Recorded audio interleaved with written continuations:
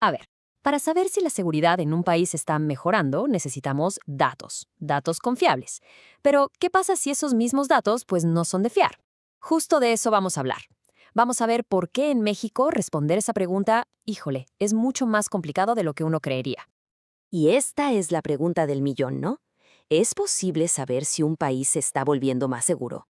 Suena fácil, pero para poder contestar, lo primero es tener una manera de medir la seguridad en la que podamos confiar.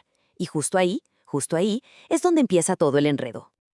Ok, entremos en materia. En todo el mundo, pero de verdad, en casi todos lados, el estándar de oro, la métrica principal para medir qué tan seguro es un lugar, es el número de homicidios intencionales. Y tiene toda la lógica del mundo, piénsenlo. Es el crimen más, pero más difícil de esconder. Y esto nos lleva a un concepto que es, importantísimo, la famosa cifra negra. ¿Qué es esto?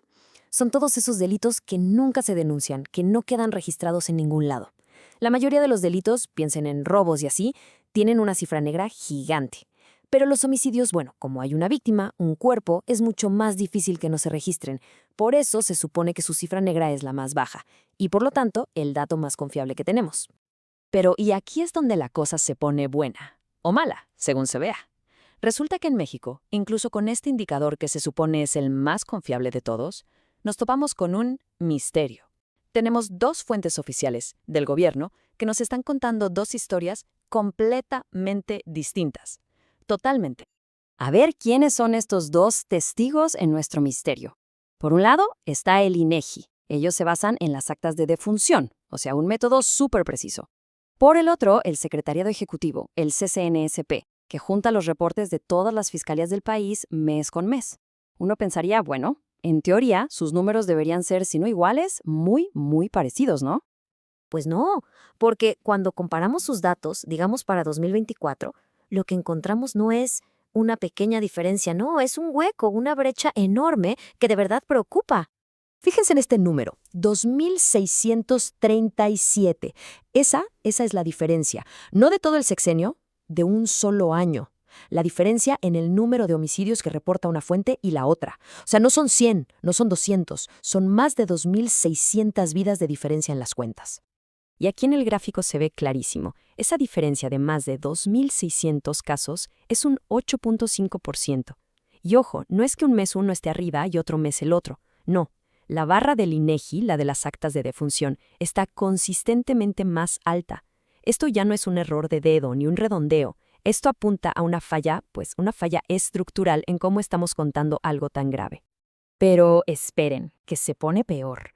Porque si a nivel nacional el problema es grande, cuando le hacemos zoom a los estados, la cosa se vuelve todavía más rara.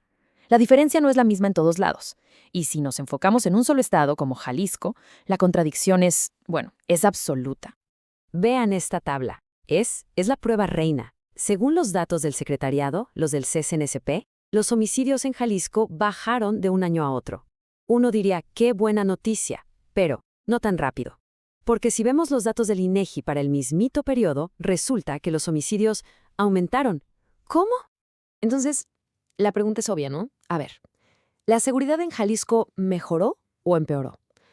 Pues con los datos oficiales que tenemos, la respuesta es depende.